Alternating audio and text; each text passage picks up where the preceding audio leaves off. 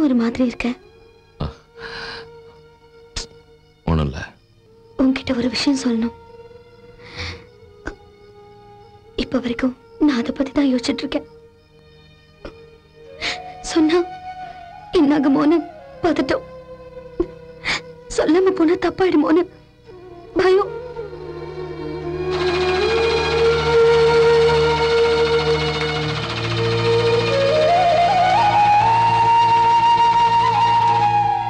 என்னடா தனியா உட்காந்து யோசனை பண்ணிட்டு இருக்க?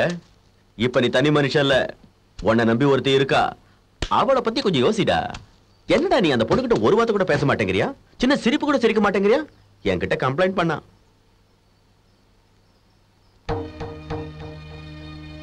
அந்த கம்ப்ளைண்ட் பண்ண பொண்ணு தான் எனக்கு ஒரு கம்ப்ளைண்ட் கொடுத்திருக்கா. அந்த பொண்ணுகிட்ட நீ நடந்துகிட்ட விதம் பிடிக்கலன்னு வேதனைப்பட்டா.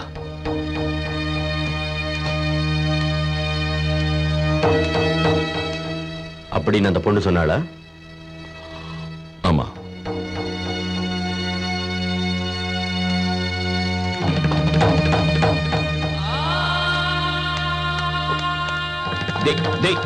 அவ சொன்னத உங்ககிட்ட மறைக்க கூடாதுன்னு தான் சொன்னேன். நீ கட்டிக்க போற பொண்ணு எனக்கு தங்கச்சி மாதிரிடா. நான் போய் அந்த பொண்ணு கிட்ட தப்பா நான் அந்த மாதிரி பண்ணுவேன்னு நீ நினைக்கிறியாடா? சொல்லுடா, சொல்லு. நான் அப்படி பண்ணுவேனா? சொல்லுடா. டேய், ஏன் இப்படி பேசுற? உனக்கு ஒரு அவமானம்னா அது எனக்கு அவமானம் தான். டேய் டேய், உன்கிட்ட இல்லடா, என்ன நம்பாதவங்களை நம்ப வைக்கிறேன். போறேன், அவங்க கிட்டே கேட்கிறேன். என் மேல தப்பு இருந்தா காலில் விழுந்து மன்னிப்பு கேட்கிறேன். டேய், உணர்ச்சி வசப்படாம நான் சொன்னேன். நம்ம நட்பு மேல சத்தியடா, கடவுளை கூட நான் அதை தப்பு பண்ண மாட்டேன்டா. என்ன நம்புறா, என்ன நம்புடா கண்ணா.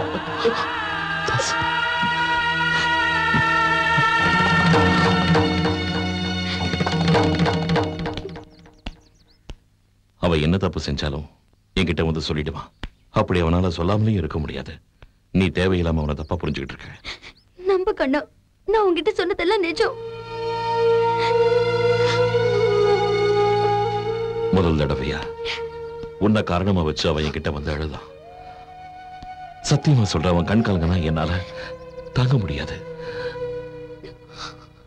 ஏய், இங்க பாரு, இனிமே அவனை பத்தி என்கிட்ட தப்பா பேசாத.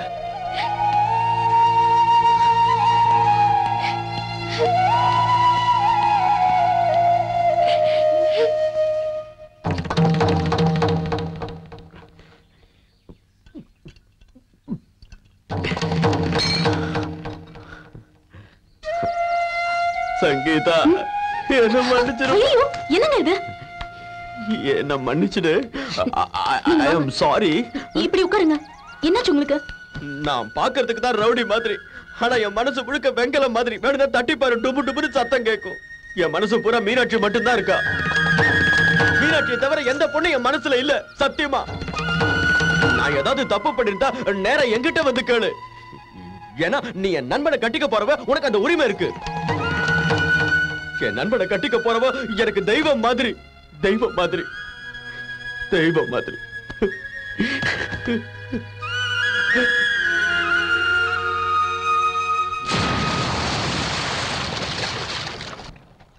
அப்படின்னா மேட்ரு சக்கிலா இடுப்பு மாதிரி பெருசாய் பெருசாய் காமெடி சீரியஸ் ஆயிடுச்சுன்னு சொல்லுங்க. ஆமா, சீக்கிரமே இந்த விஷயத்தை தேவி கிட்ட சொல்லி ஆகணும். அவளால மட்டும்தான் இந்த விஷயத்தை சால்வ் பண்ண முடியும். அப்ப அவங்க காதல் கொண்டு வெடிக்கிறதுக்கு முன்னாடி அணைக்கணும்னு சொல்றீங்களா? அதுதான் சொல்ல வந்தேன். ஏய் பாம், ஏய் சக்கர பாம், பாம் வச்சிருக்க. பாம் சக்கர பாம். ஐயோ நீ ஏறு நான். ஐயோ.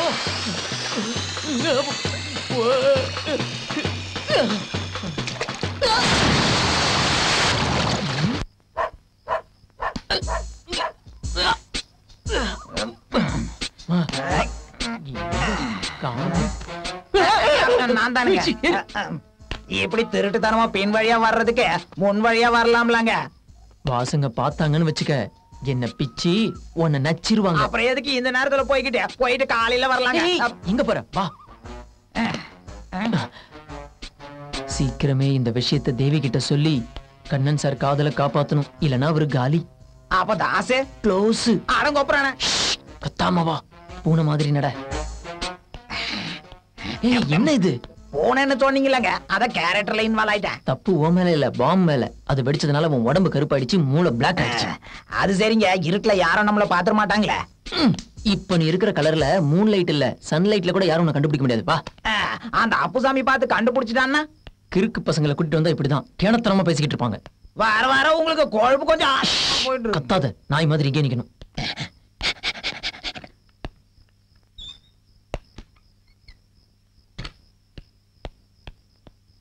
தேவி, சத்ரு, என்னது நடுராத்திரில வந்திருக்க? இது ரொம்ப சீரியஸ் மேட்டர், தள்ளி போட முடியாது. அதான் இப்ப வந்தேன். எது வந்தாலும் நாளைக்கு பேசிக்கலாம். முதல்ல நீ வெளிய போ. மார்னிங் குள்ள அதுக்கு ஒரு முடிவு எடுக்கல, பிரச்சனை பெருசா வெடிச்சிரும். அது எவ்வளவு பெரிய பிரச்சனை இருந்தாலும் அப்புறம் பேசிக்கலாம். இப்ப நீ வெளிய போல, நான் கத்தி அண்ணன் கூப்பிடுவானா?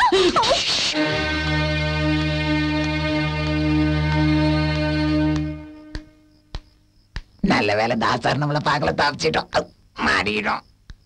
என்னடா இந்த நேரத்துல இந்த கலர்ல இங்க என்ன பண்ற? அது வந்து உங்க ஃபேமிலி வண்டி ராங் ரூட்ல போயிட்டு இருக்கீங்களா, அதான் ஆக்சிடென்ட் ஆகாம பாத்துட்டு இருக்கேன். என்ன ரொம்ப போட்டியா உளர்ற? இத நீங்கன்னு வச்சுக்கோங்க, இத கண்ணன் சாருன்னு வச்சுக்கோங்க, இத சங்கீதான்னு வச்சுக்கோங்க, இத மீனான்னு வச்சுக்கோங்க. அவளை இவ வந்து இவ பொண்ணுகளை போடி போட்டு சொல்ற. அடிய வாங்கிட்டு ஏன்டா சிரிக்கிற? நீங்க கட்டிக்க போற பொண்ணுங்களா அவன் சொன்னதுக்கே இந்த அடி அடிக்கிறீங்களா? இந்த நடுராத்திரில அதுவும் உங்க தங்கச்சி ரூம்ல சத்ரு பேசிட்டு இருக்காரு, அத பாத்தீங்கன்னா நீங்க என்ன அடி அடிக்கிறீங்கன்னு நினைச்சு பார்த்தா ஒரே சிரிப்பா இருக்கு.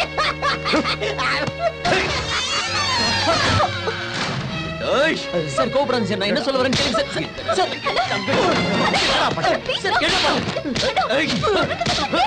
விடுவா சார், அடிக்காதடா.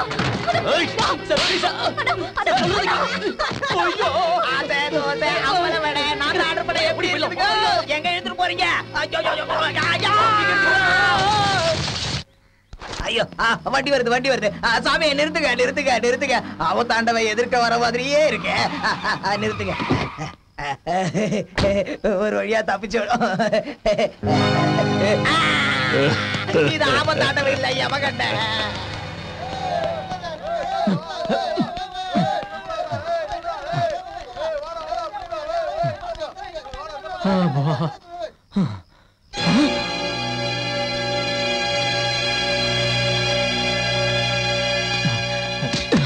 சார், நீங்க என்ன அடிச்சாலும் பரவாயில்ல, தயவு செஞ்சு நான் சொல்றதை கேளுங்க சார்.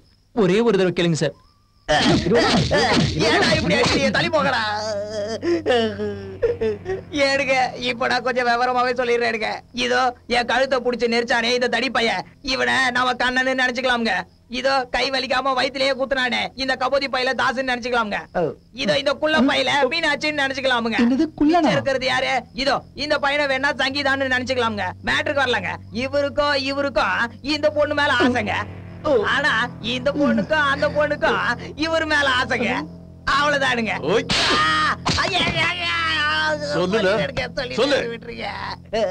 கண்ணையாவோ தாசையாவோ மீனாட்சி மேல ஆசைப்படுறாங்க. மீனாட்சி அம்மனியோ சங்கீதா அம்மனியோ கண்ணையா மேல ஆசைப்படுறாங்க. இதுக்கு மேல தெளிவா சொல்ல பழைய டைரக்டர் விஸ்வதா கூப்பிட்டு.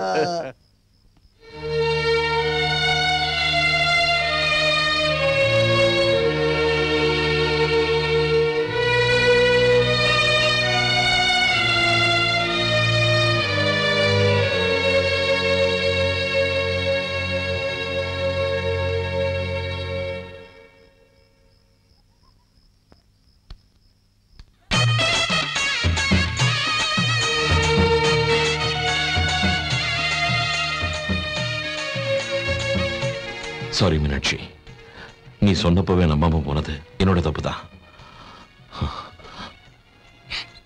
இப்ப இந்த தப்ப தாசுக்கும் சங்கீதாவுக்கும் சொல்லி சரி பண்ணலன்னா நம்ம 4 பேரோட வாழ்க்கையும் பாழா போயிடும்.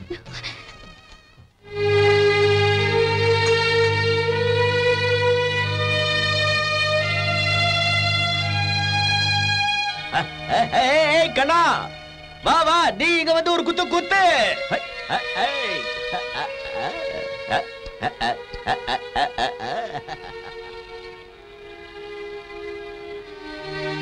தாசுகிட்ட நீதான் சொல்லணும். இன்னொரு தடவை களங்கமில்லாத அவன் கண்ணீரை பார்க்கிற சக்தி இருக்குல்ல,